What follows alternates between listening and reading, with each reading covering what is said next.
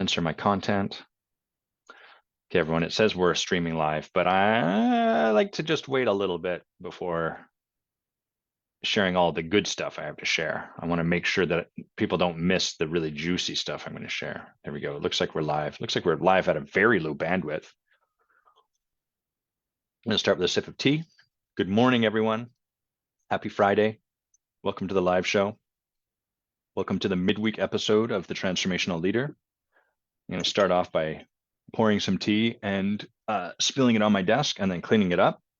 It's part of the routine. That's what you come here for on the live show. There's very few podcasts.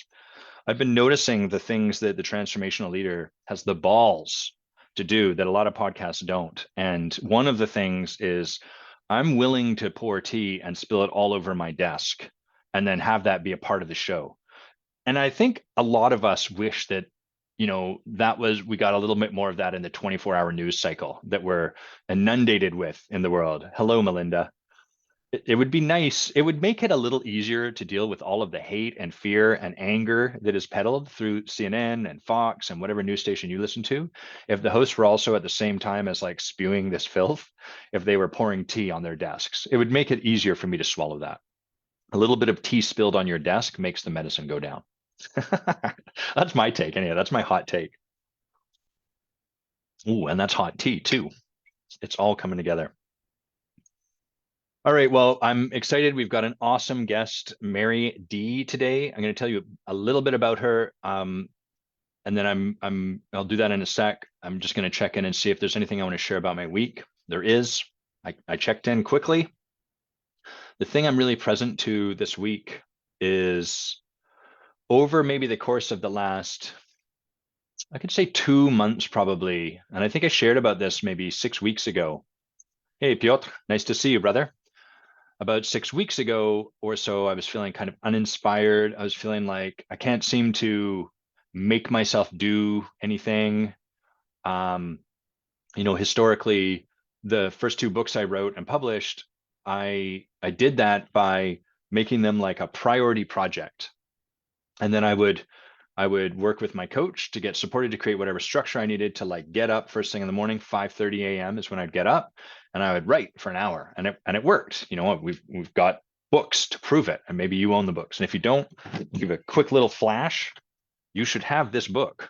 Look how beautiful it is, and it's hardcover too. Oh my God! And it's got images and cool stuff in it. Anyhow, so that got published through that process, and I have some things that I loosely would like to make happen in the world.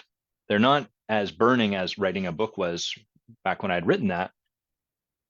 But I noticed that I'm not really, I guess the best way I could put it is I've been struggling to like take the action that would manifest that. So I'm not getting up at 5:30. And further, I might set an alarm and then I snooze through till 7:30. And I could take the kind of Jocko Willink's, like the hardcore, Navy SEALs approach, like just do the thing, make it happen. And I could do that. I could find a way to make that happen. I could put something on the line, or I could even go to bed and just be like, under no circumstances will this not happen, and blah, blah, blah, blah. But I haven't felt called to do that. And that's persisted. And what's challenging for me in this moment is that it's persisted for like 6 weeks.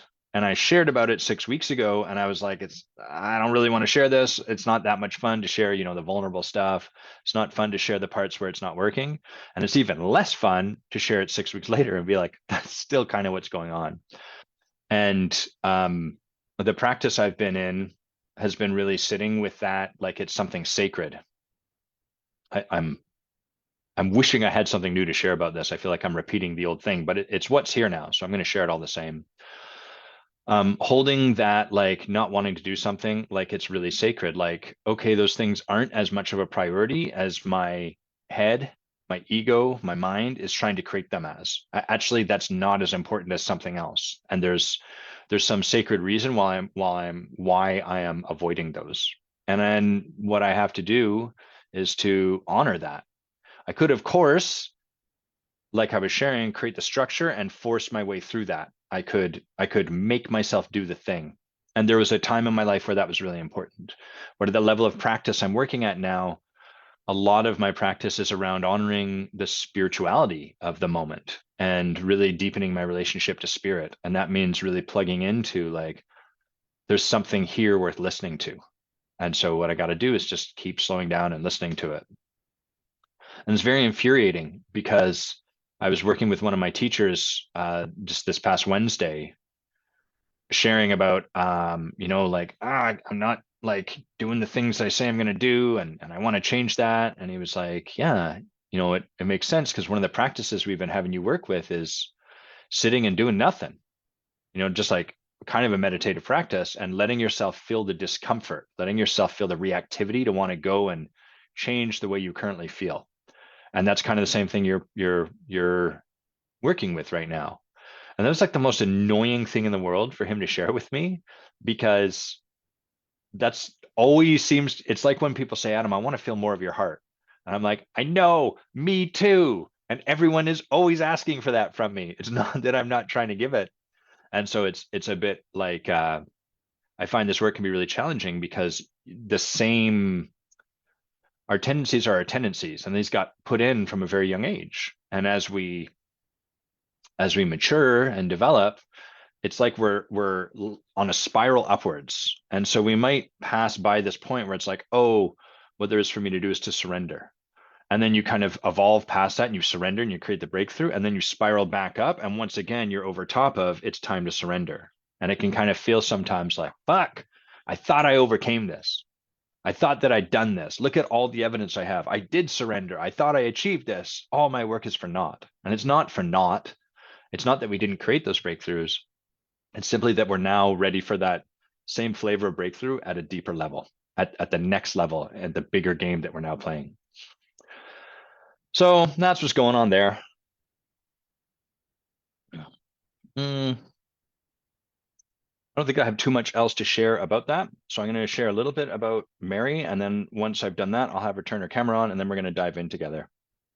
So Mary is a unique guest for a few reasons. First of all, she's super cool. We were chatting before we started, and she's into many of the same things I am, which I love: transformation, plant medicine, spirituality, all of that. And I get a lot of people that reach out to the transformational leader and say, hey, I've got a great guest for you. You're going to love them. They're going to come on and they're going to inspire your audience by talking about saving dogs from burning buildings, or saving CEOs from burning companies, or saving bread from burning toasters. Not always the theme of something burning, but you get the idea. There's always like some inspiring story. And that's cool. There's nothing wrong with that, but it's also very common. And if you go and listen to most podcasts, that's usually the nature of a guest, is someone telling their story. And on the Transformational Leader, I want to really do something different, which is invite people to be in a transformational conversation where we're engaging with transformation and vulnerability in the moment, as opposed to telling a story about a time we were vulnerable 4 years ago and how we overcame it. Because we've all read those posts that are prefaced with vulnerability alert, and then someone says, it's really hard for me to share, but I used to be poor, or something along those lines. And it's like, yeah, but the underlying theme of this story is that you are no longer. And if you are no longer, then that isn't really that vulnerable, because it's something you already overcame. Vulnerability is not about staring a story where we once were a particular way. It's about being willing to be seen, warts and all, in the moment. And so too is leadership.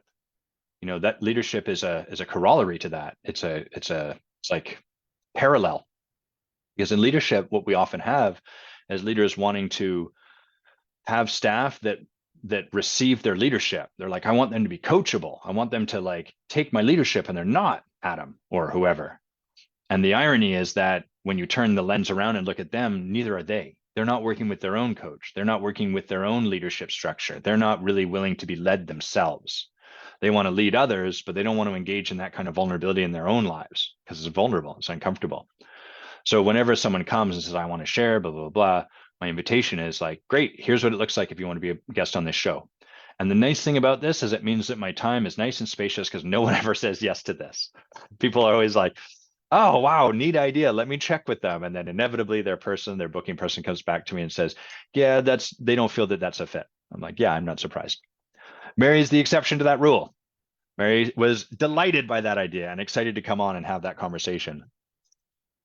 So I'm really excited to dive in with her today. So Mary, why don't you put your camera on, turn on your mic, kerpow, turn Hi, the beautiful art on in the background of your hotel room, the flowing water. flowing water. Cool. Welcome. It's good to have you here. Thanks for having me on. I'm excited. So why don't we start? Maybe you'd be willing to share just like maybe some of your story, like 5 minutes or so, like what led you to here, and I don't know, share something cool about you.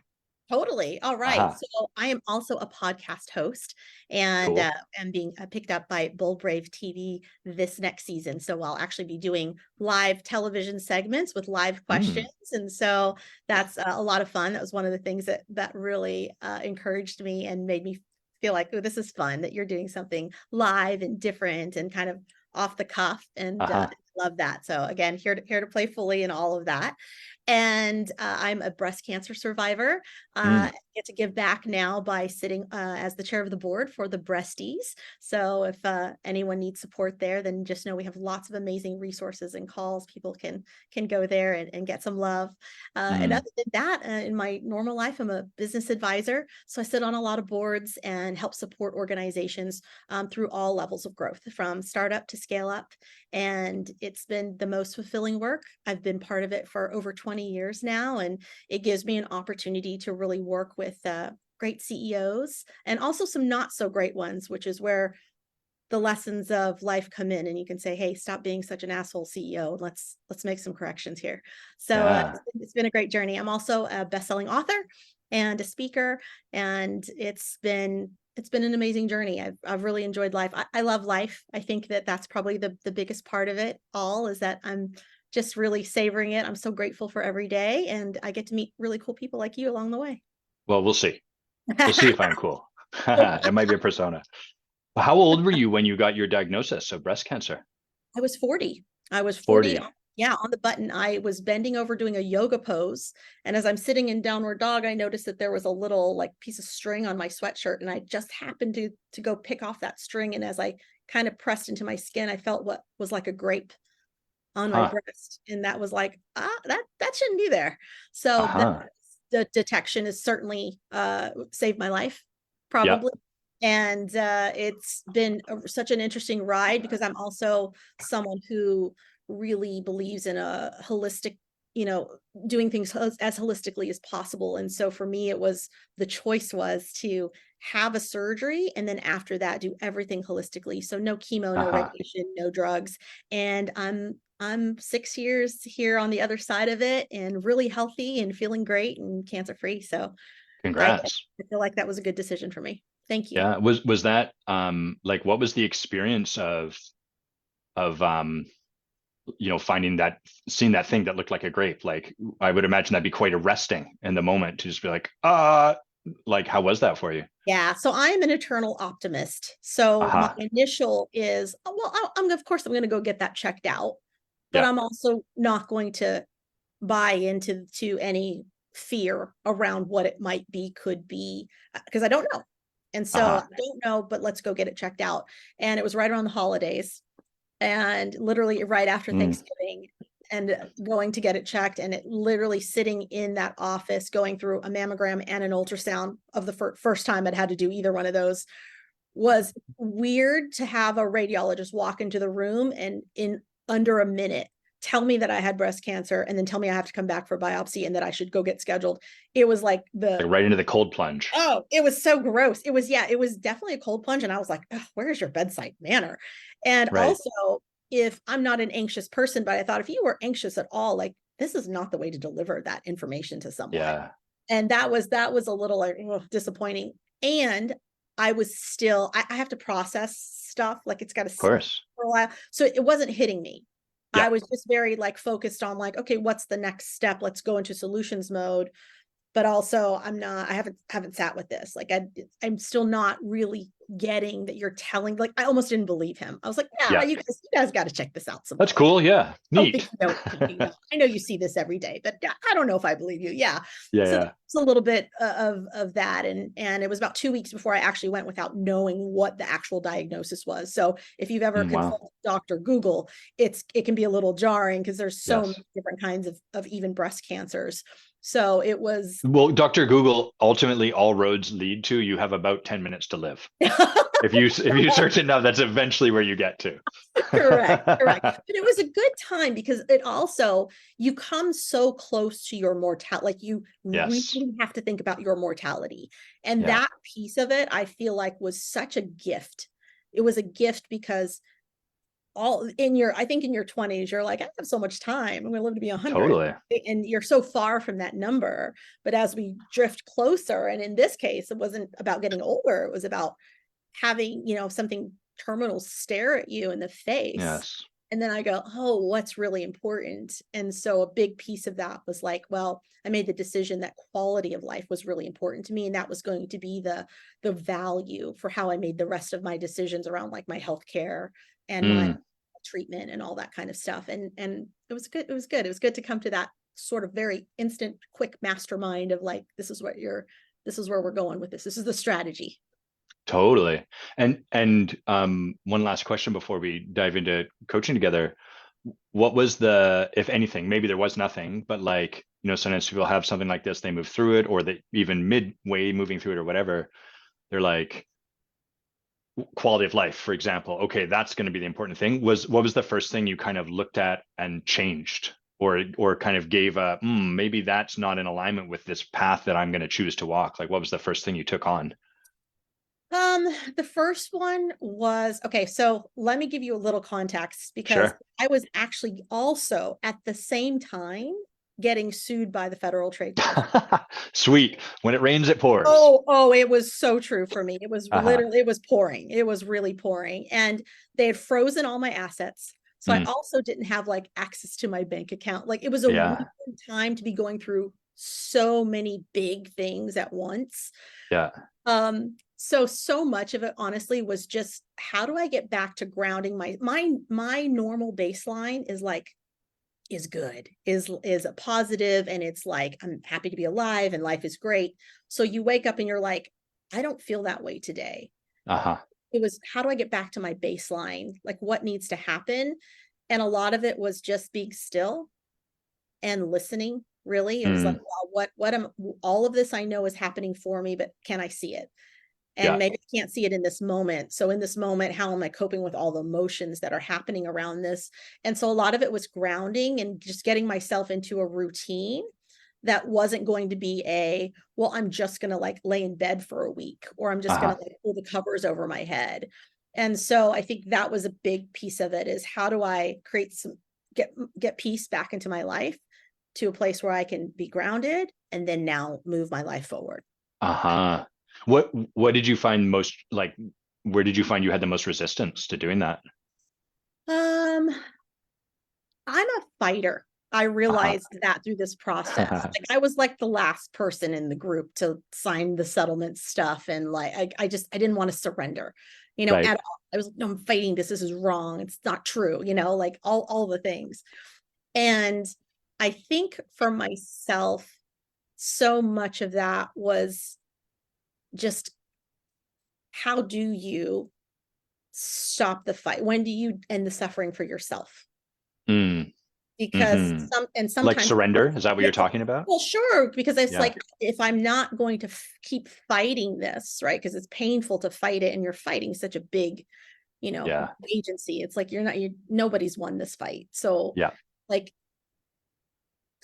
is there a chance that I'll be the odd? Maybe. And also Uh-huh. maybe how stressful is this and how much more discomfort and struggle is happening here because I won't just go, you know what? I need to cut my losses and I just need Hmm. to move on. So this was definitely a lesson in let's cut this loss and let's pull up our bootstraps and let's move on. And so it Uh-huh. was trying to get to that point, back to that point of like, okay, I don't have to doubt everything that's happened up until this moment, it doesn't negate all of the great businesses that I've run, because it wasn't like it was the first business I've ever run in my life. Of So course. Yeah. I had to remember that. I was like, no, like, you know who you are. So if you know who you are, how do you move forward powerfully? And remember, like, there is a gift here, and it's in some lesson, and it's in some way to move forward more powerfully and do something bigger and better the next time. Beautiful. Yeah. It's funny how we can't see our patterns when we're in the midst of them. So we're like, fighting is a beautiful thing that's so valuable until what's being called for is surrender or something along those lines. And then what I find so hilarious about myself and many of us humans is like, I'll try to fight my way into surrender. Like I'll try to effort surrender. It's hilarious, right? And gods and spirits and whatever must just be like, look at this guy. This is so cute. And I'm like, it's not working. I'm trying to surrender. And like, it takes time just to be able to, like time and humanity and grace with ourselves before like, oh yeah, this can't work because it's opposite day what I'm trying to do. So beautiful. Yes. Thanks for sharing that. Thank you so much for sharing that. I'm going to hear more about what you're up to in the world, like just with your work and more about your podcast. We'll do that on the other side. So how about we dive in here and then we'll see where that takes us. Yeah. Cool. So one thing I'll say is like, if I ask any questions that you're like, I don't feel comfortable answering that, or I don't want to answer that, just let me know, and then we won't go any further down that path. Sound Sure. good? Yeah. Cool. So in the context of a coaching conversation, then what is it that you're bringing for us to work on, to take a look at? So today, let's see, I would say let's work on creating better boundaries. Mm, cool. Can you tell me a little bit more about that? Yeah, I am. So I've got a situation where I was exclusive to one of my clients, Uh-huh. and it paid me very well for that exclusivity. And now we are out of exclusivity. That term has ended. Uh-huh. And as we revert back to the original agreement, this is where I've delivered so much because we had exclusivity. And now that we're back to kind of the package place where we started, I'm finding that those lines can feel a little blurred. And I think for myself, like I also never, like I never want to under deliver anything. So I'm trying Uh-huh. to get myself back to, all right, if our call is scheduled for an hour, how do I keep that? But sometimes my client needs an Mm, hour and a half, or they need two, because it's really tough. And I'm not clear for myself as like, am I being too lenient on a boundary, or am I really being here doing exactly what they need in this moment? uh-huh. Got it. So there's time is one example of boundaries, like sort of honoring, okay, we've got like a set amount of time. I have you have a set amount of time to give. Are there other places where when you talk about keeping better boundaries, where it would also show up, or is it primarily with time? I think that's primarily with time and just in this particular situation. Got it. Okay, cool. And so let's imagine that this was the greatest, most powerful conversation in the universe, and we achieved like helping you have better boundaries. What would that look like on the other side? So what would we be witnessing or seeing? What would the shift in you be on the other side of that? The shift in me. It would my my inkling on this is that Yeah. perhaps it would be when I show up in the beginning of the call Uh-huh. is reestablishing that there is a time constraint that Yeah. we're in. And then if I feel called at the end of that time constraint, assuming that I don't have another appointment right after, Yeah. then if I really feel like more space needs to be held, or that we're going deep into something and it's not really a great place to stop, then I can make that call, but also call it out and say, hey, just so you know, like, if you've got another 15, I do, I really want to help you work through this. And also let's get to a point where we can create a stopping point and then an action item. So I think Mm. that's what comes to mind for me initially. Got it. And what happens currently? If that's where you'd want to end up, what's currently happening? And I've I just should have mentioned first, I'm going to take some notes as we, so if you hear me clacking away, and let me know if it becomes distracting. Yeah. No worries, no worries. Yeah, I think because I've just noticed it happening more recently. And so in that more recently, it's been maybe like 3 or 4 calls now. And I was like, oh gosh, we've gone 2 hours. Uh-huh. And a couple times it's butted up against something that doesn't give me enough. I like space. I also like space in my Uh-huh. calendar, Adam. Rules. So that's yes. And so it interferes with me having enough space to prepare and get for what I want for the next guest. So that's the next, that's the piece of it that is a wrinkle kind of in my timeline around that. And and I really like my space, and my space is good for me, and it's good for the next person that I'm going to serve. And I always want to be able to show up powerfully for everyone.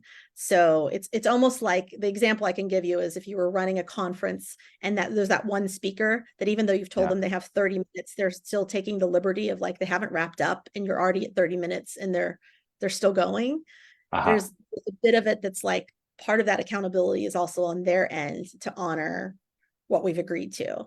So how do we Uh-huh. continue down that and keep going? In this case, the client would be the speaker in the metaphor you gave, or would you be the client would be the speaker? I see. So there's wanting them to be accountable, but then there's also who you're being in that relationship to, okay, got it. So I'm just going to speak from time to time to our listeners because part of what we want to do here is like demystify coaching because it can be very like, you just do what I did sort of and ask some questions and then blah, blah, blah. That's how people sound like when they're when they're coaching. So for everyone listening, where we're starting here is super basic with Mary, which is the 3 components that need to be present in any coaching conversation. The first is where do they want to be? The second, or we could reverse it. The first is where are they currently? The second is where do they want to get to? And then the third is what's the gap between those two? So I've been asking, what does Mary want as a result out of this conversation?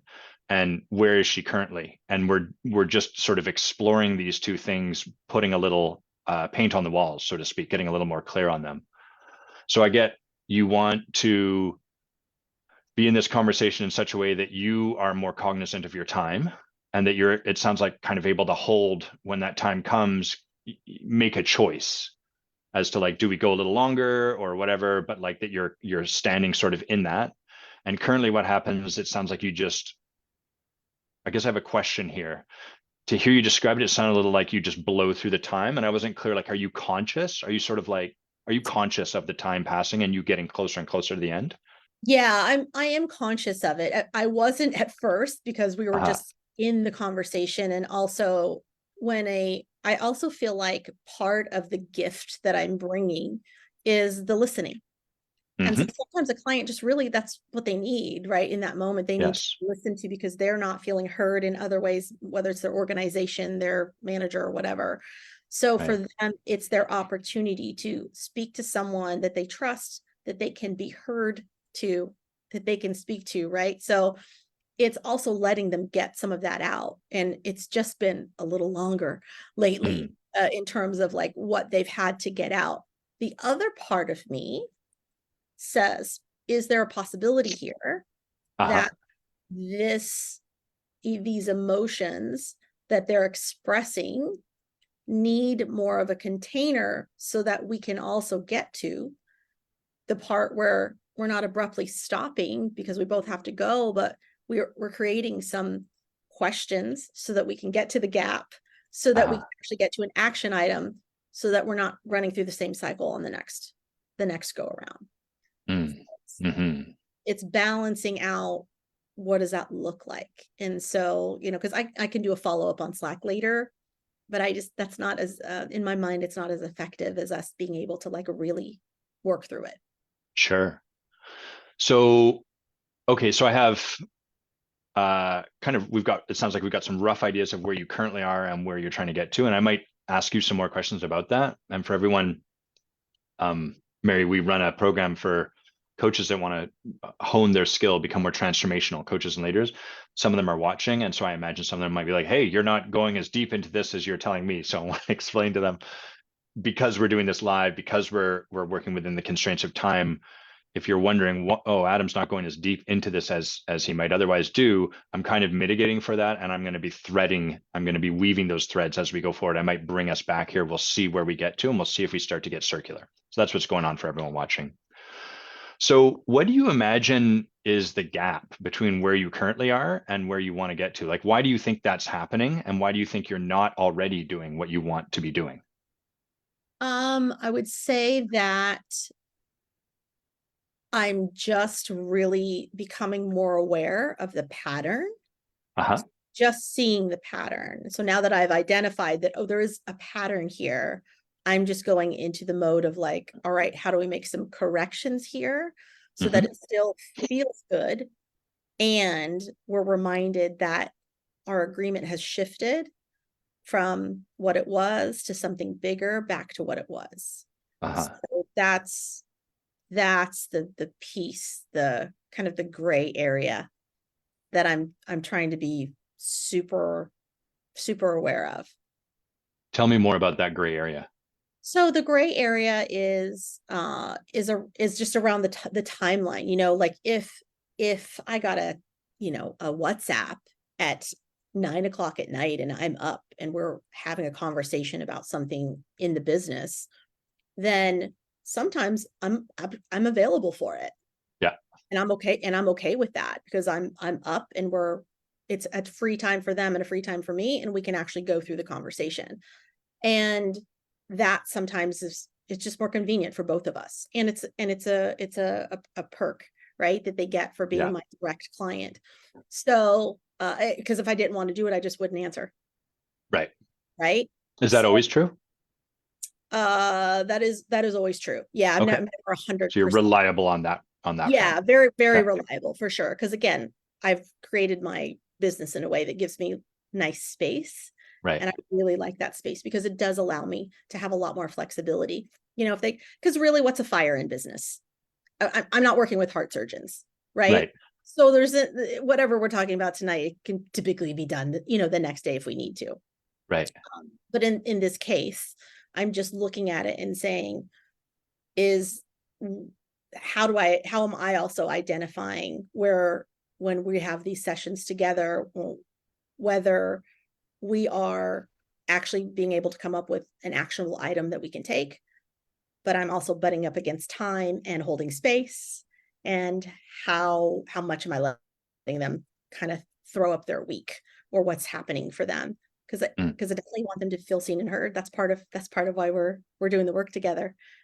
And where's the appropriate time to say, hey, like, let's I mean, do you tell them to wrap it up? I mean, it doesn't really work that way when you're holding space for someone when they're telling you their story, right? Or they're telling you their what's been happening or how they're feeling. So I want to be able to let them leave still feeling very validated, and let's get to the solutions part of it, because that's the only way we fix this, so that you're not coming back the next time and being also in the same loop. Right. So what would, like, if you were to bottom line the conundrum you're finding yourself in, how would you word that? I would say that I'm trying to understand the best spot to interrupt, and in a way that lets them finish their thought, but allows us to reset for the moment so that we can move into into solutions mode. Got it. Let me make sure I heard that. So trying to understand the best way to interrupt their process, their thought, their speaking, their whatever, to interrupt in a way that lets them finish, like that has them feel complete, so to speak, finish on their thought. My word, not yours, but am I on the right page roughly? Totally. Got it. And this might almost sound self-evident, but like, what is it that you find makes that hard for you to find that place to interrupt? Like, why is that challenging to find? Because in this particular relationship, I understand how often in the business, as that person who is there, they are sitting in the COO seat, how hard it can be when you are working with the CEO who doesn't have the same skill set and sometimes does not even understand the complexity of things that can happen in operations versus, sales and marketing, let's just say, Mhm. positioning them out. And so that's so common in many businesses, right? It's like, I don't understand what you do and you don't really understand what I do, but that's why we're great at what we do, because we understand our own gifts really Right. well and we stay in our lane. So what happens, when you're not being heard by your partner that you're supposed to have this, you should be having the best communication with and the best collaboration with, then they are left with like, oh, I have all these feelings and this is what's happening and I'm not feeling heard. And I fully understand that role. So I'm here to hold some space and also allow them to get it out, and then also share with them some tools they can use, some adjustments that they can make, and also give them space to come up with what's going to work for them to be able to show up. But also there's another person involved, The other right? person being you or being them, No, the other or person being like the other partner. I see. So then, right, then we've got now three pieces. So I can control what I'm doing and we can talk about what they're doing, but we also have a third party that's out here to bring it Right. at some point. But meanwhile, it's this interaction between him and I that I'm just like, okay, how do we round this out in a way that's still, he can still feel really seen and heard and Mm. honor the boundary. So I've got like 78 questions, but I'm just going to choose one, so you don't have to choose through them all. Okay. So I might come back in a sec. Why is that challenging to find the place? The best spot to interrupt was a question I asked, and you said, well, I understand how hard it can be. And you kind of elaborate on that. So there's sort of like, you get their it sounded almost like, and check my feet if I'm hearing this right, but it sounded almost like there's a need for them to, you feel like a need on their part to be understood and to be heard. Yeah, Is that absolutely. right? Yeah, Uh, I was a COO long before I was a business advisor and a yeah. lifetime COO. It's what I've done since my early 20s. So sitting in that seat, I get it. I totally get it. Like I remember at the time thinking, God, I wish I could find other people like me. Like I wish I could find other people who just could even just relate. And I went to an event once and they put all the operators together and the marketing people together, and sitting in that group, I felt so seen and heard because I was like, oh, these people are dealing with all the same things I am. Uh-huh. Amazing. And so this is that moment that I feel like I'm having with this particular client of like, oh, I totally get it. I totally get Mm. it. And I want to hear you out and know that there's great solutions that and workarounds through some of this. But we can't get to that part because there's just so much there right now. Uh-huh. And in fact, it sounds like there's so much that it's not even, you can't even receive all of it within the allotted time. There's like twice as much for the Right. container you've got. I see. So you've mentioned like boundaries a few times. Like what are your boundaries? Are you clear on that? Yeah, so that's a good question. I think that I'm clear on my boundaries from a contractual standpoint, right? Okay. I think there's this many hours allotted for Uh-huh. the advising time. And I also, from a quality perspective and a delivery perspective, know that I'm flexible within some of that. Flexible for me is like, at what point am I flexible because this is the need that needs to be met, right? If I'm in a seat of an advisor, then I need to have this space and time and information in order to do that. And I can't do this. I can't do 3-hour calls every week because that's way outside of the guideline that we built. Uh-huh. That no longer, we're not under the previous exclusivity agreement where it's fine. We can do a 3-hour call. Yeah. Not, we're back to a different space. So it's that piece of it that I'm just trying to go back into an old set of pants. And Uh-huh. they're tighter than the ones we were just in. So Love that pants-based metaphor. Everything pants-based makes it much easier for you to understand. So so it actually, to hear you share it, it sounds like your boundaries aren't super clear. That's not a criticism, but like, do they occur like super clear to you, or do they like, it sounds like they're kind of like, sort of yeah, maybe, no, but not the totally, more or the more we suss it out, the more I'm like, I think this is just me going back and being the reminder of like, this is our current agreement, and I want to spin that back. And if we need to maybe set our calls to an hour 15, then for the next, month, so that we can get through some of these things, or if we need to adjust the format, then I think perhaps that's the way I go into it instead.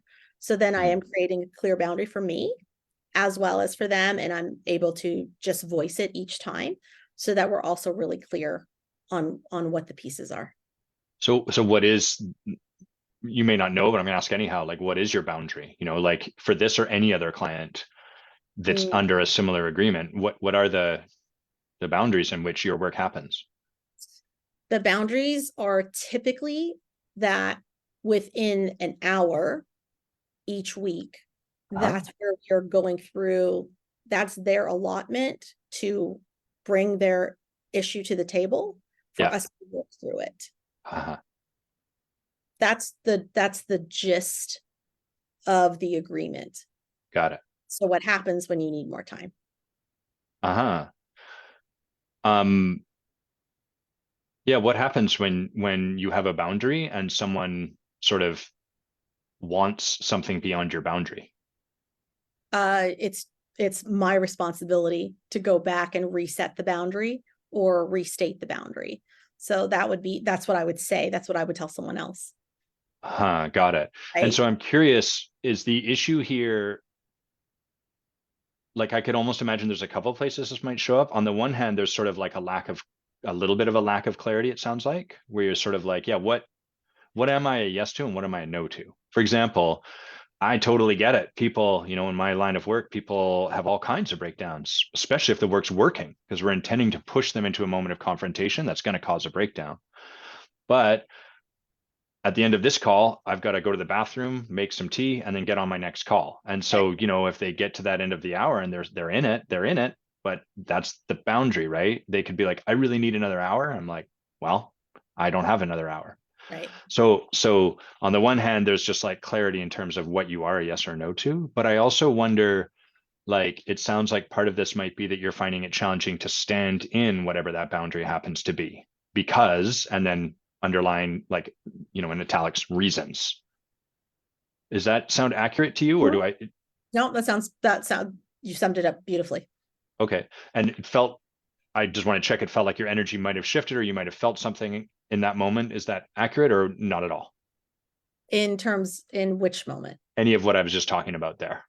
Oh, just that it was a beautiful summary. I was like, you've summed it up pretty much perfectly. Okay, got it. So just alignment, just like, yeah, that sounds about right. Yeah. I got it. The Okay, body is saying yes. cool. Okay. So with regards to the first piece, not being super clear on your boundaries, is there anything you see to do or to take on as a practice around that might serve you?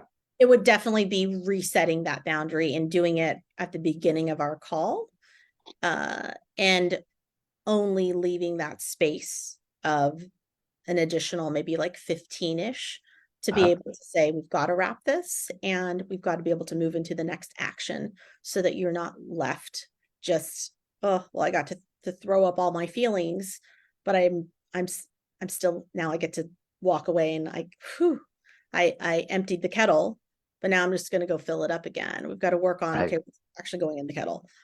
Right. So it sounds like a boundary, like it sounds like it's an hour and 15 minutes for you.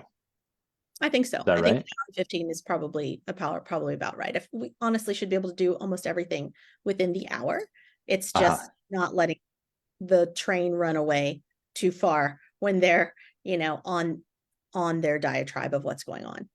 Right.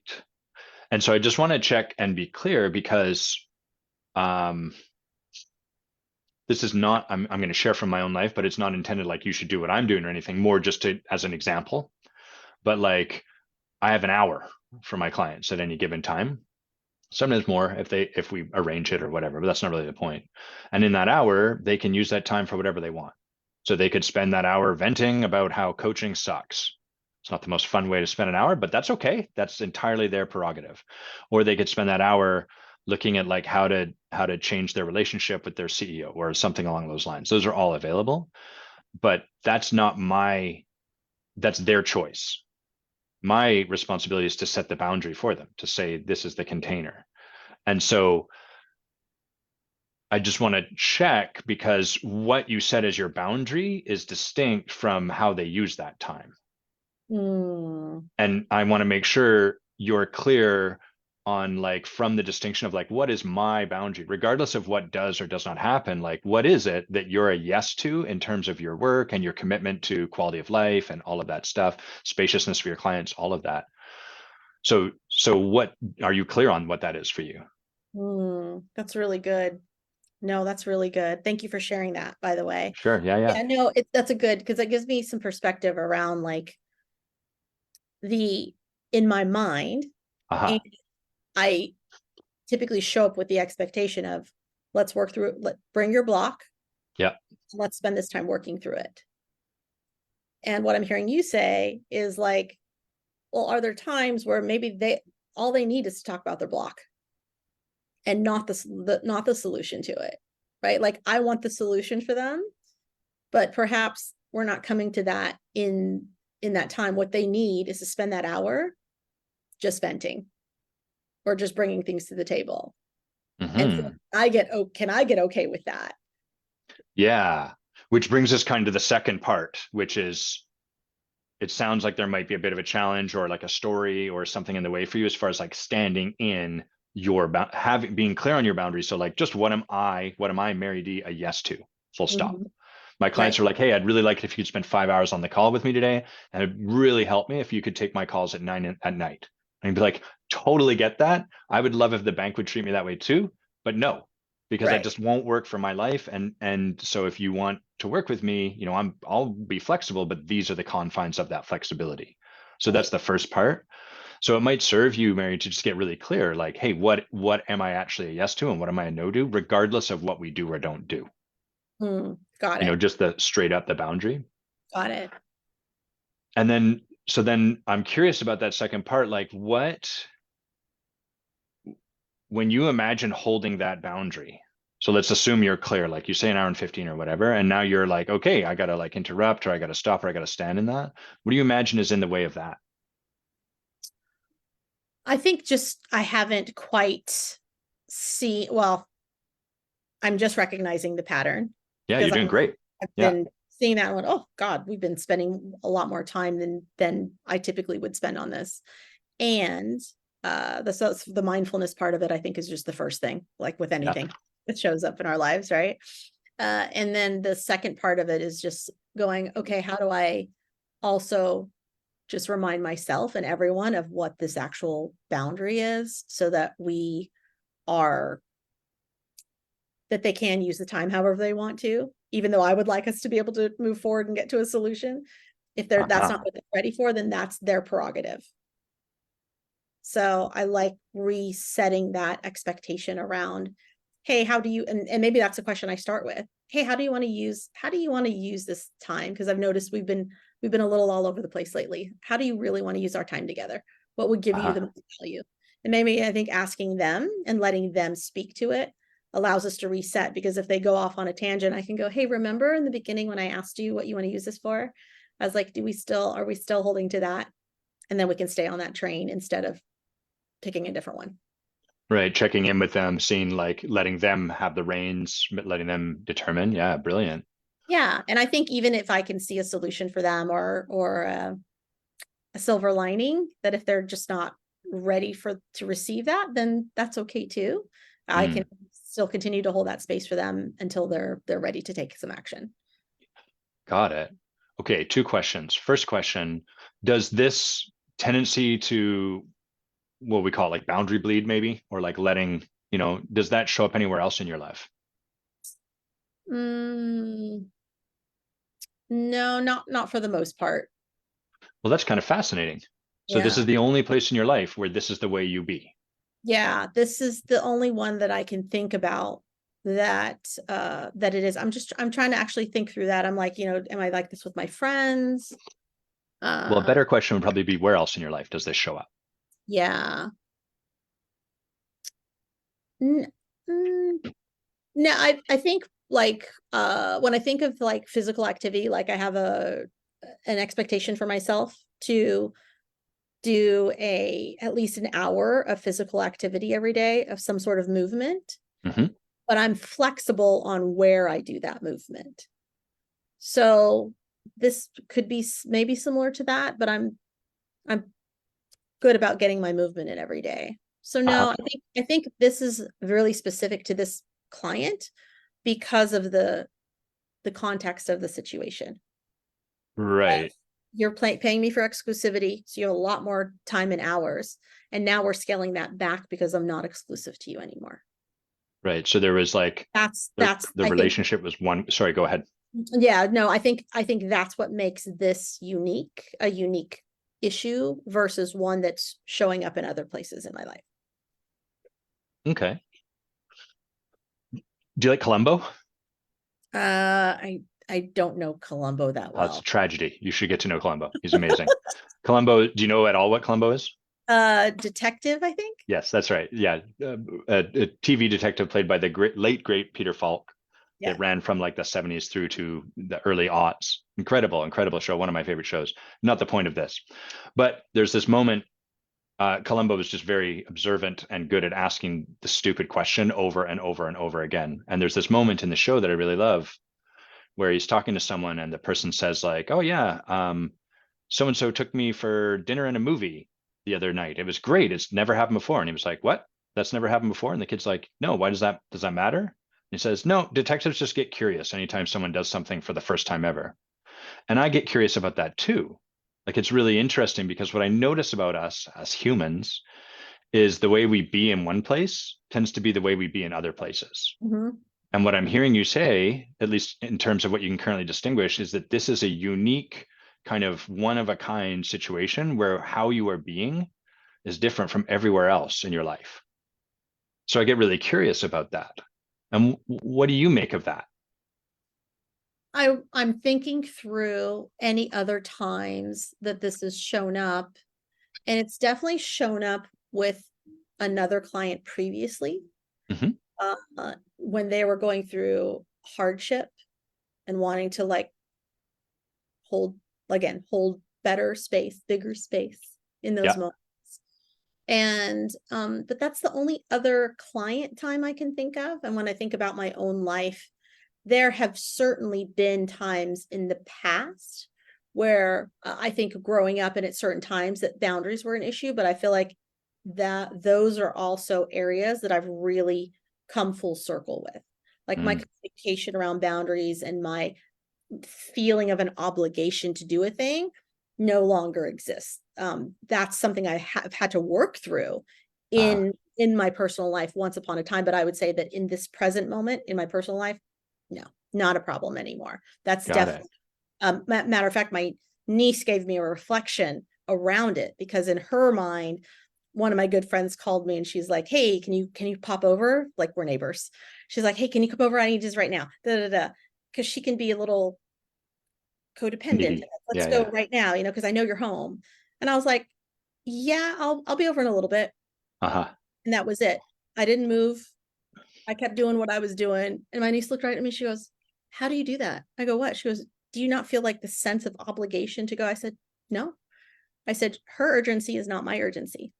So I'm going to show up on my time. I'll show up." I was like, "But right now I'm doing this. I'm sitting with Mm. myself and I'm enjoying my tea on my couch, doing, whatever I'm doing. And I don't feel the need to pop up and acquiesce to someone else's timeline when there's no emergency. No one's doing Mm. surgery, nothing's on fire." And I Right. said, "And when I do, we'll go and we'll connect and have fun and it'll be great for that. And then I'll come back to what I'm doing." So that's where I feel like that's been learned. It wasn't always that way, but I'm Uh-huh. at a point in my life for sure where I've figured that out in terms of a boundary and how to hold it and what feels good for me. Like what's my value in this? And so I think sometimes in the work situation, there's that piece of like, am I giving them enough value in terms of what we're working through? And then I think what you gave me was gold in terms of saying they can spend their time any way they want, really, can't they? If that's what it is. And I'm like, "Oh, you're totally right. They can." So like I don't need to be attached to that outcome for them. Uh-huh. So with the client you're talking about, it sounds like there is a bit of that sense of obligation. Am I giving them enough value? Like a little Yeah, bit of like that has been there I for just you. I want to see them win and I want to see them succeed. And I Yeah, have, some vested interest in that. So I think totally. that's the piece of it that I'm like, oh wow, this is so solvable, Yes. and giving people their time and process to go through what they need to go through to get to the answer they need to create the solution for them. Uh-huh. What about, so in your work with the breasties, that's like pretty profound work, I would imagine. And you're dealing with people probably, I mean, you're on the board, so maybe not so much, but I imagine that there's just a lot of, you're working with a lot of energy. Cancer For is like sure. an energetic heft to it, Does any of this on any level show up there? Um, no, not with the breasties. The Okay. team is actually really, really, they've been really great around following instructions and directions and just being in the work. And nonprofit work is definitely nonstop, and it's definitely it's I give it people can agree to disagree with me on this, but I give it a little a little extra because it's also got a emotional weight to it. It can have an emotional weight to it because you are losing people in the community. Like people are dying on a regular Indeed. basis. Yeah. And that can be very heavy. And Yeah. so I would say that within that, there's also a bigger piece of compassion that shows up because of Uh-huh. the kind of work that it is. But the team there, no, I'm really proud of them. We've come a long way, and just them as a team as well. And they are actually a team that I find are really, really great, especially with me around honoring my boundaries. And if anything, I have to remind them that like, hey, help's available for you, more Mm. often than not. So they don't ask you for more. They're very reliable to honor your boundaries in that situation. Correct. Got it. Mary, I love the way Mary as opposed to Marie, right? Yes. Mary, I love the way I can really feel the fullness of your heart and like the incredible capacity with which you love people. You really bring a beautiful essence of love into the space. It's nice to hear your voice and your face light up. So you Thank talk you. about your breasties and these people. That's beautiful. And it would make sense to me that your client would, from the essence of love, there's always more, there's an infinite amount of love we could express in any given moment and a finite capacity we have to express it because time ticks on, right? And so it makes sense to me that this might be something that would show up for you. Someone who is the embodiment of love, who walks with her heart on her sleeve, it's sort of like there's an impossible challenge there almost to an extent. Do you know what I mean by that? Sure. Sure. Uh-huh. Is what I'm sharing resonating? Yeah, Does it's it really land? Okay. Great. So let me lay out a few things and then let's see how it sits with you. The the the biggest challenge in this work, transformational work, is that it's to take the step into a transformational shift, we have to walk into our blind spot.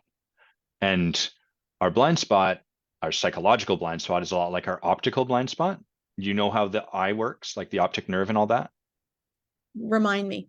Yeah, and I'll do it quickly because it's boring. So we've got our eye, and you've got all this gross goo that sits in the center, and at the back of the eye is the optical nerve. And your eye projects an image on the back of your eye, and then that's how you see everything. But where the optic nerve connects to the eyeball is a blind spot. We can't see there. So we know that scientifically it's been proven, we can talk to smart people and they'll affirm this. But the challenge with that is that if we look in our field of view, there's nowhere at all that is like this black spot marked blind, here be dragons or something like that. You Right. know what I Right. mean? Like we can look around and we're like, I don't know what you're talking about. Everything is fully coherent, right? You don't have a weird black spot marked blind, so it's not just me, right? Nope. Nope. Okay, Can't say. great. Let me test. I don't think so. Uh-huh. And our psychological blind spot is the same way. The way we perceive the world, what we see is fully formed and fully coherent. So it's really challenging because when someone would point to something and be like, this might be a bit of a blind spot, we're going to be like, I don't think so. I'm looking around. I can see there's no dark spot anywhere. So you're crazy. Or usually we're a little more reasonable. We're like, I just don't think that's the thing. That's usually the sound of when we're up against our blind spot a bit. And of course, sometimes it's just not the thing. There's this art of discernment. So that's the first part I wanted to lay out. The second part is that as we've been looking at this, you've gotten to this place like, oh, I just have to kind of assert my boundaries and let them deal with that, right? More or less. More or Do you want less. to do you want to say it? I don't want to put words in your mouth. Yeah, no, I think it's just, how can I go back to the updated agreement, Aha. remember what it is, Yeah. and remember what's to be delivered, what's actually my responsibility, that's my promise, Yes. and a good reminder for myself, and then also a good reminder for my client, and also how to create some bumpers for them so that they can be like, Yes. oh, I have bumpers here. Yes. Yeah. Great. Thanks for clarifying that. So yeah, go back to the original agreement, clarify for yourself what you're a yes to, clarify for your client what the agreement is, provide bumpers, not to be rigid or hard about it. But so in theory, that sounds like a pretty simple practice. Would you agree? Yes. Uh-huh. And I usually find along the path to transformation, we get to this point where it's like, oh, got it. It's just like, just do that and then do that and then done. Like, and then we're back on the road and like feels good and things are trucking along. But in the realm of transformation, part of the way we hold this is there's a reason that this is showing up for you in the first place. And as you start to take action towards that thing, that reason is going to reassert itself. For example, and I'm not saying this is what it is, but I could imagine for you, it might be hard to tell people no when they're in the midst of emoting, or that Mm. it might be challenging because you don't want to be, and I'm totally making stuff up, so this isn't what I'm saying is true, but like maybe as a kid, I never got heard. And so I created this story like I'm never going to be the person that leaves people feeling unheard because that fucking sucks. And then we get to this place where we're like, okay, I know what I need to do. I need to set boundaries. I need to make an agreement and I need to interrupt the person. And I can do that or I cannot. And what's going to happen is I'm either going to let them trench all over my boundaries and they'll be left feeling heard, or I kind of go to the other end of the pendulum swing where I'm like, all right, time's up. See you later, fucko. And off I go. Mhm. You'd probably say it much more nicely than that because you're walking love and all of that. And you have that beautiful smile, but you get the idea. Mhm. And the breakthrough is only available when we start to distinguish what is that story at play that has this happening. Is Mhm. everything I've said making sense? Yeah, no, it makes perfect sense. And I think that's that's why it's the initial conundrum of like, ooh, where's the balance of like showing up in love? And also I understand that love creates good boundaries, and that there's respect and love, and boundaries are often surrounded around respect as well. So that little kind of circular motion reminds me that it's a good reminder, whether that becomes a teaching moment or is just being a good example for that person to also follow the same guideline because he has the same tendency. So I think this is where it comes full circle in that way of like, oh, like I'm encroaching on both of us if I don't set that boundary and also reestablish what this is and let that be a great example. So maybe that's something he can take and go and also implement in his own life, whether even if it's a subconscious, uh transfer in just being a good example of like, no, this is how we should do this, so that we're also not in the business of allowing clients to encroach on the boundaries. And as I say that, I'm remembering that that is one of the things that they run up against, is trying to over deliver. And in that, it also means that some of the boundaries get pushed, and that ultimately doesn't feel good for the whole team because they have to work a little bit more, and they don't feel like they're getting value on their end. So this is where I go, oh, okay, this is all full circle in a really, really beautiful way. Uh-huh. Yeah, everything you said sounded very well thought out and reasonable.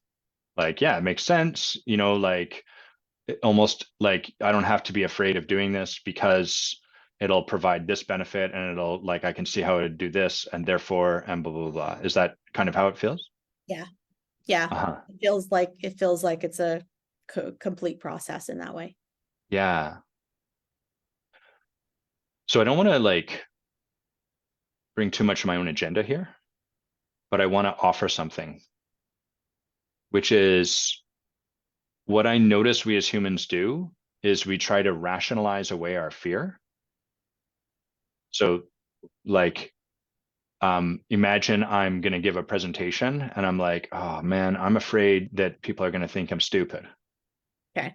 And then one of the things I can do with that fear is I can like try to overcome it by studying and like over preparing enough that my fear goes away, which tends to lead to over preparation because you can never get enough, right? Your fear never goes away through that, as you've probably noticed. Okay. So that's one path we can take.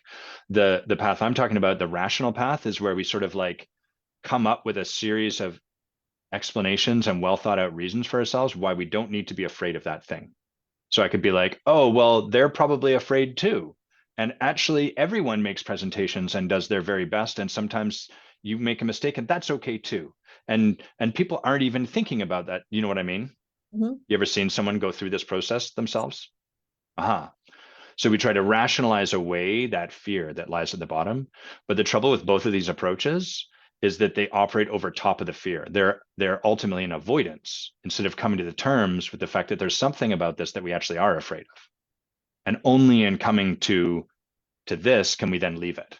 We can't leave a place we haven't been. Does that make sense? Mm-hmm. What's going on for you in this moment? Yeah. I'm trying to think through the like what would if I have a fear around any of this, like what would that be? Mm-hmm.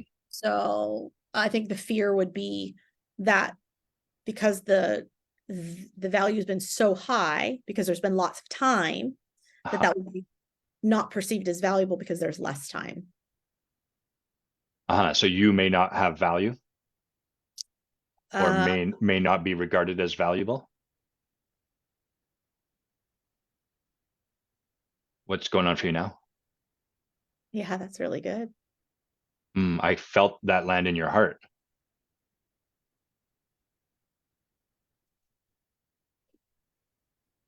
Mm.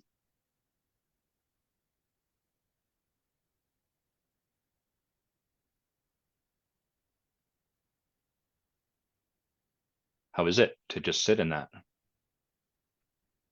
Interesting.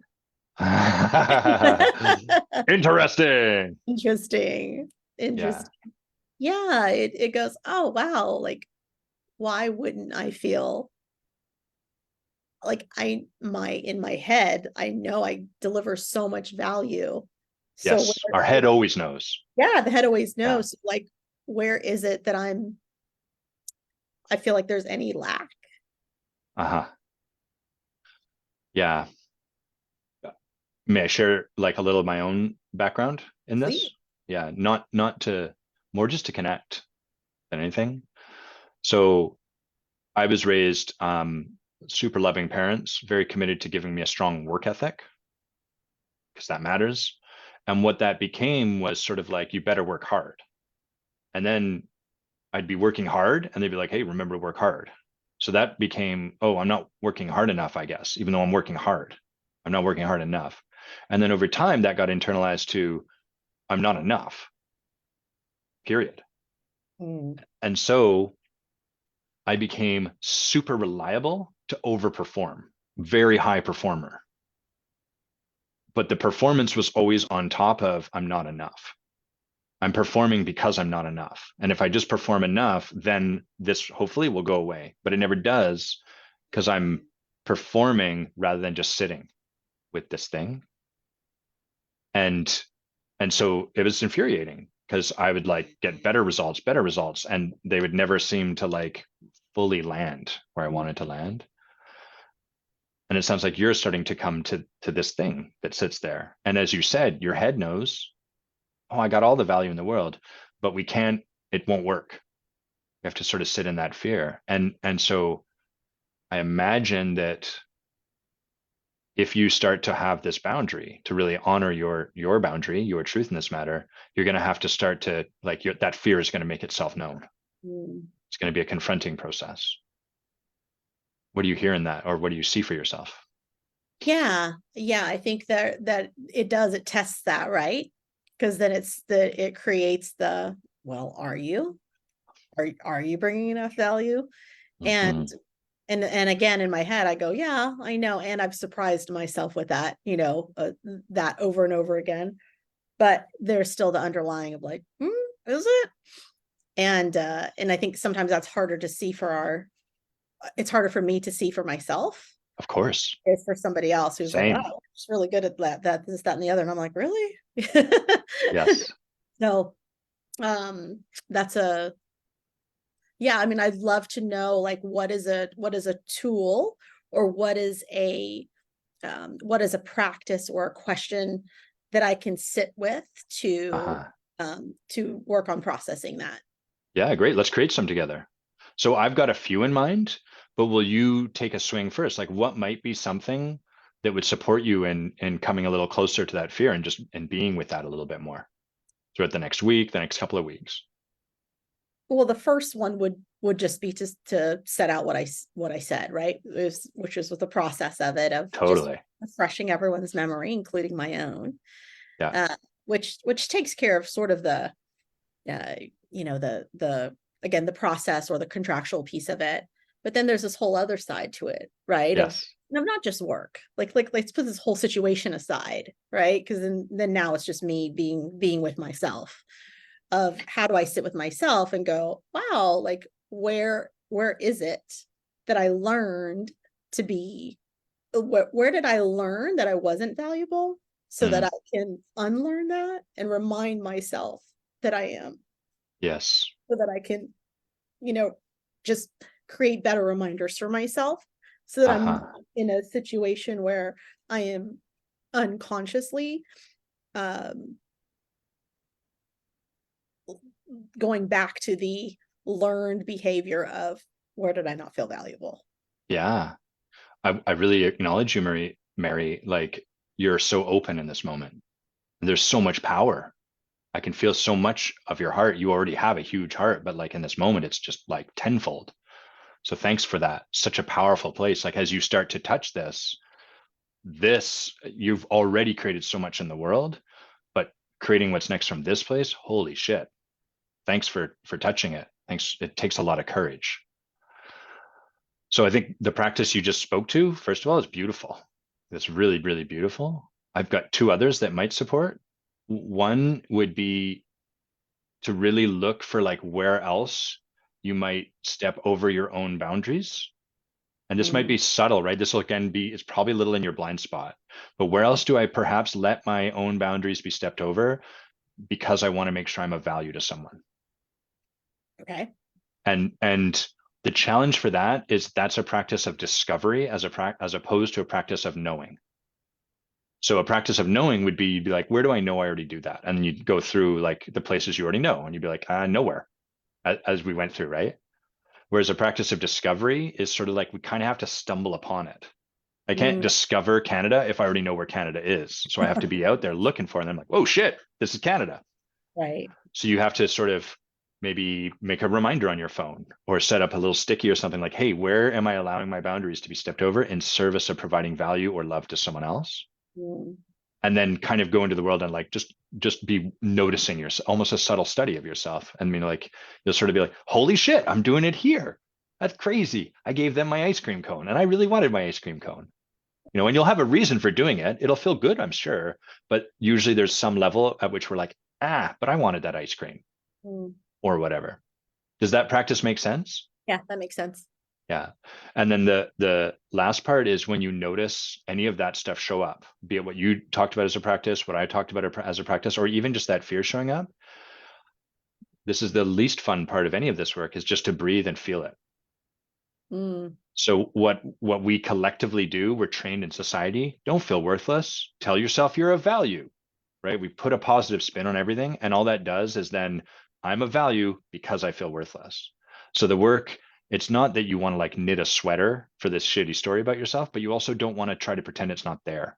You just right. want to allow it to be like, oh, there's a fear right now in this moment that I'm not of value, that I'm worthless. Okay, that fear's there, and I'm just going to let it be. not try to make it go away, not try to like stick it to our face, but just allow it. And you're just kind of noticing like, hello, old friend. I got to tell you, I'm constantly, people are always surprised these days when they hear this, constantly terrified. People find me awkward and robotic and uncomfortable to be around. And who I am is a man who is connection. But that, of course, would be my fear then, right? Part of who I am is connection. Therefore, the thing I'm going to be most afraid of is it's impossible to connect with me. And, Interesting. I'll go to events and then that fear will be like, ah. And from my fear, what I want to do is either be really charming and glib and kind of weird, or just be a wallflower. And instead, the work is just to go up to people with stupid fucking fear right here, like, hey, my name's Adam, and just sit, smile. And it slowly goes away because I'm allowing it to just be there. Eventually, it just kind of goes, this guy's boring. It goes Yeah. away and comes back next morning. Did those feel like some practices that might support you with what you've kind of uncovered? Yeah, I'm actually looking forward to sitting with the value question more. And Oh, you're crazy. I've been called worse. So it was crazy. I'm fine with that. Crazy's good. Crazy's good. Cool. Is there anything else for this? We're going to wind down, but anything that would have this feel complete for you before we move on to just like a kind of closing down together? No, I think that was plenty for me to sit with. So Yeah, thank you good for that. call. You did great work. So I'd love to acknowledge you and then just do a bit of a debrief together and then hear a little bit about what you're up to and all the cool shit you're making happen in the world. Would that be all right? Sounds great. Cool. So Mary, what I want to acknowledge you for, first of all, is your tremendous heart. And like, I can really imagine, this is my imagining, but like this little girl who just loved people so like an impossibly full amount, and then was confronted with this problem in the world, which is that there is injustice, that there is hurt, that there is suffering, that there is like only a finite amount of love we can convey to people. And I can imagine this little girl almost making like this Faustian bargain, like, therefore, I will give all of my love and then some to other people. And I just think that that's so profound and beautiful and such a measure of the love that you are, that was part of the strategy that might have gotten created. And then I so acknowledge you for the courage and the ferocity of your heart for being in a conversation like this and being willing to start to like, maybe I'm ready to start to let that go a little bit and create a new way of showing up and trust that the love is sufficient in all of that. So that's the first thing I really want to acknowledge you for. The second thing I want to acknowledge you for is your joy and radiance. You've got an obnoxious smile, because I got a big, stupid, obnoxious smile, and I don't like it when other people have them because it's competition. But you just light up a room, a Zoom room. I just imagine what a gift you are to people, and really like a leader who shows, hey, you don't have to have this all buttoned up, doesn't have to be all figured out, doesn't have to be all handled. And part of the game is not efficiency, but it's to have fun in what we do. And finally, I really want to acknowledge you for your courage. Thanks for being a yes to this conversation with me. Thanks for just your vulnerability and your openness and your authenticity. You are a remarkable leader, and I'm so grateful to get to spend this time with you. Thank you. It's my pleasure. Well, then let's wind. We'll go to just do a bit of a debrief, and then I want to hear from you. So debrief wise, like anything you were present to as we were in this conversation, anything that surprised you, anything that didn't surprise you, or anything else you'd like to share. That's 4 prompts. You can answer any of them or none of them. So many questions into Aha, aha. one little That's bad coaching form, by the way. Yeah, no, I really appreciate how you took me through the process Mm, and did that through obviously just questioning and letting that create some back and forth. That was really beautifully done. mm. And it was also just a great reminder to me of like when you work with someone who's really good at this, that they can really get under some layers Aha. and, that we're not always so consciously aware of. And so that was really kind of, I would say it was fun. I don't know if that's really the right word for it, but no, it's good. Like I'm always a fan of like discovering something new about Same. a blind spot or like what's showing up or why is something showing up. Like I'm definitely like I want to know why something works or doesn't work. So this is Yes. really, really good. And to know it about myself is like beautiful and gives me something to just go just do a little work on. And I like that. So Uh-huh. thank you. This is a gift. One of the things I really love about ayahuasca is she works the same way, as you know, like she's subtle and she brings us our blind spot. She brings us what we can't see. And so many of us go to that work and we're like, hit me with it. I'm ready to be like, and then she's like, oh, Right. or she's just gently rubbing our hair like, you're doing great. We're like, hit me with the hard stuff. Show me who I become. You're doing amazing. Hilarious. Yeah. Right. It was quite like scary for me because I didn't know where we were going to go. And like, I find a lot of this work at the start is just being in the exploration of it, literally a discovery. I didn't know that's what we were going to arrive at. And so um, I always, before these calls, I'm always like, oh boy, what have I put myself into? Why did I agree to this? Why? It's why we schedule it and get in advance. Cause then I even got a COVID shot last night and I woke up and I was like, maybe I'll feel too sick and then I can cancel.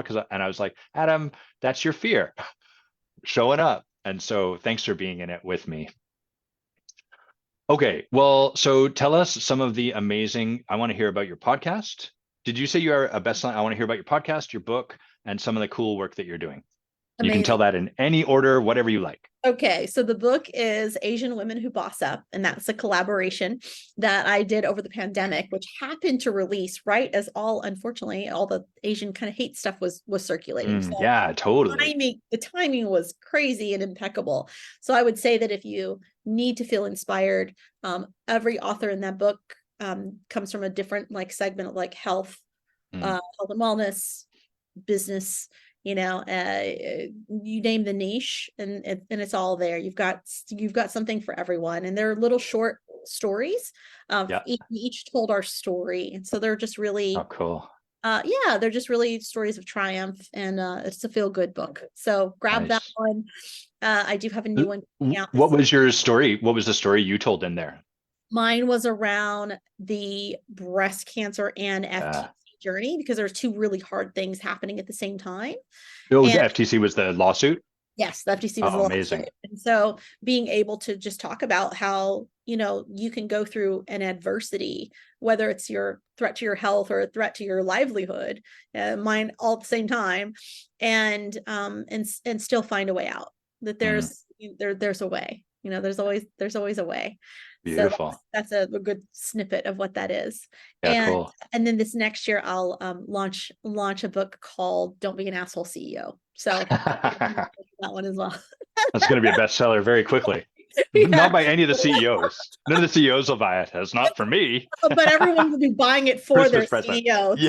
So that's, the real question is how many people are going to buy their CEO that book? Like if CEO gets 10 of them, Yes. is he going to be like, wow, I'm really being told here, there's something going on. What is something in that book that might be a little surprising for people to read or like unconventional, or because obviously we know not be an asshole, but give us like a thing from there that might be kind of like, oh, Typically when someone is being an asshole CEO, it's because they were taught that. They aha. picked up that habit from somewhere else. And a lot of times they don't even fully recognize that they're being an asshole in this way, because it's the way they were taught. If they were taught, if someone screamed and yelled at them, then that's the way they may show up to scream and yell, because that's the example they've been given. So it's the water they swim in. Yes, What's exactly. water? Exactly. Yeah. And then I'd say the Beautiful. other nugget is that we see org charts, you get the CEO, COO, and everything kind of breaks down. What's actually more important for a CEO to understand is what kind of CEO are you? Because that really actually should dictate the kind of team you surround yourself with. Because not all CEOs are created equal, or they don't all just suddenly come with just the skill of being visionary. Some are amazing at sales, and actually the visionary part of the business is not what they're great at. So how do we structure this in a way that sets them up for maximum success, based on who they are, and not what a little org chart says. Oh, cool. Oh, that sounds so valuable. Yeah. When is that going to come out? That will come out in the spring of 2024. Nice. How long you been writing it for?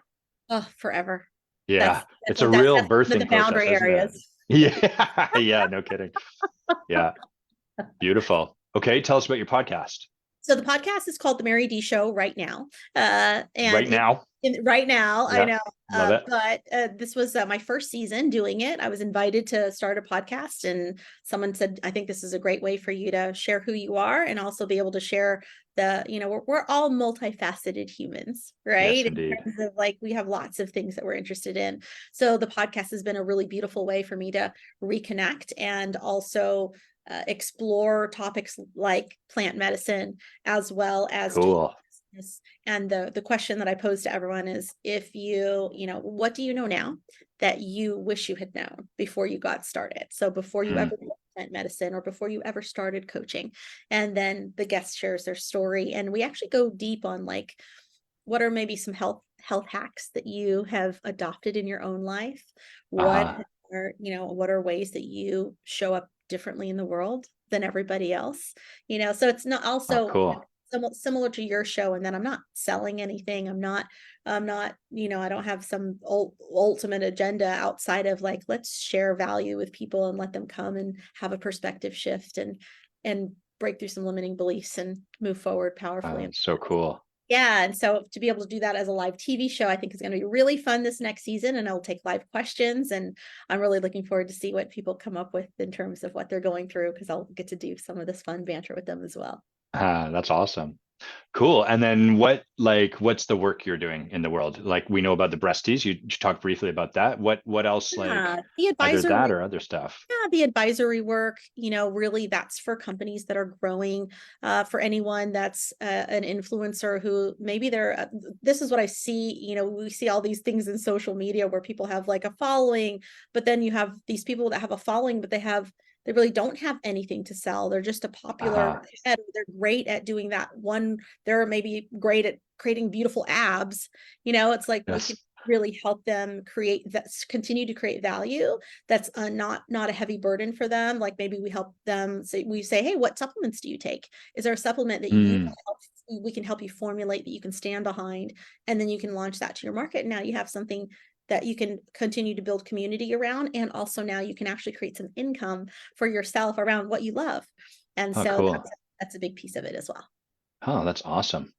Where do people find out more about you if they want to learn about your work, if they want to follow your podcast? Is there like a one place or are there multiple places? Where do they go? They can go to marydee.com, and everything that they need is there. Isn't it great having like your own name As my as URL. your Yeah. domain? I love that. Yeah, it is. I jumped on that a long, long time ago, and I was really, really, I think, lucky at the time, because sometimes it is hard to get your name. And fortunately, Yeah. my my name wasn't that popular. I guess it's not one of those names where many generations are, no, it wasn't like a Disney movie and everyone named their kid Mary. So It sounds like I could imagine your name being used in like a song from Greece. Like it has, I could feel there's almost like a Texas vibe to it, like Mary D.